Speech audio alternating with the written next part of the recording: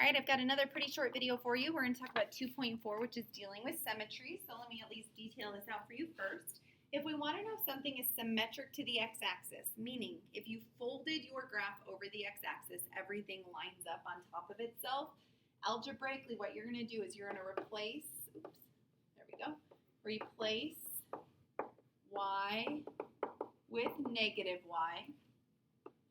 If you get back something that looks exactly the same as your original equation, so if it's equal to the original, then yes, it's symmetric to the x-axis.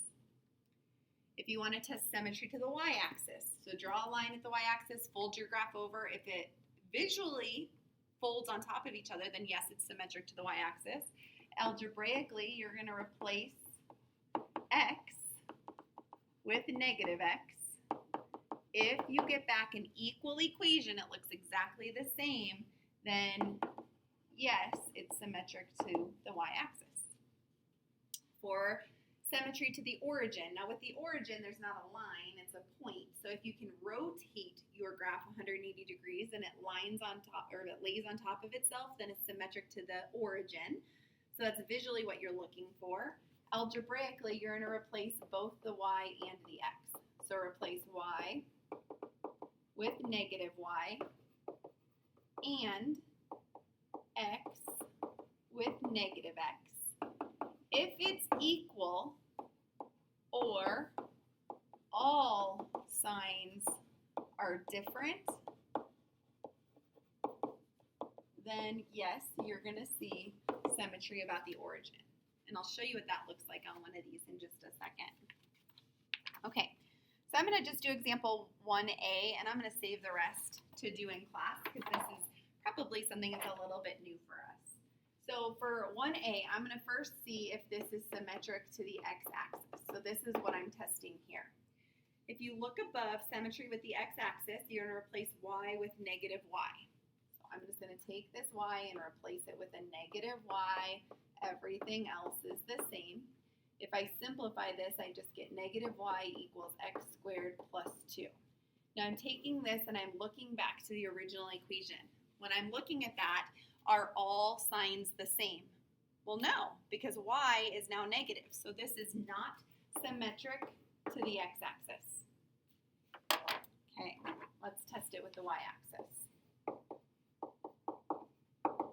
To test for symmetry with the y-axis, you're going to replace x with negative x. So y equals, I'm going to put in a negative x squared plus 2. Simplifying this, y equals. That negative sign also gets squared. You square the negative and the x. Well, negative 1 squared is going to be a positive, so this simplifies to a positive x squared plus 2. Now taking that one back to the original, if it's exactly the same, I get a y with a y, x squared, positive 2, still positive 2. It all matches up. So yes, this is symmetric to the y-axis.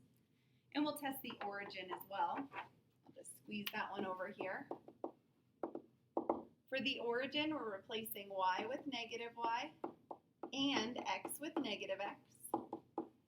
So negative y equals, and we've already done this, x squared plus 2. Now let's look at all the signs. They either all have to be the same or they all have to be different. So I'm going to just grab my highlighter. Okay.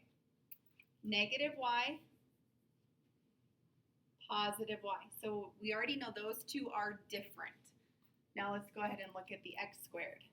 X squared is positive. X squared is positive. So it's not all the same, it's not all different, so it is not symmetric to the origin. We're looking at the signs, the positives and the negatives. If they were all the same as the original or all different from the original, then we would say yes about the origin. All right, I'm going to save the rest of these to do in class, just so hopefully you can ask some questions and follow along with me, but thanks for watching.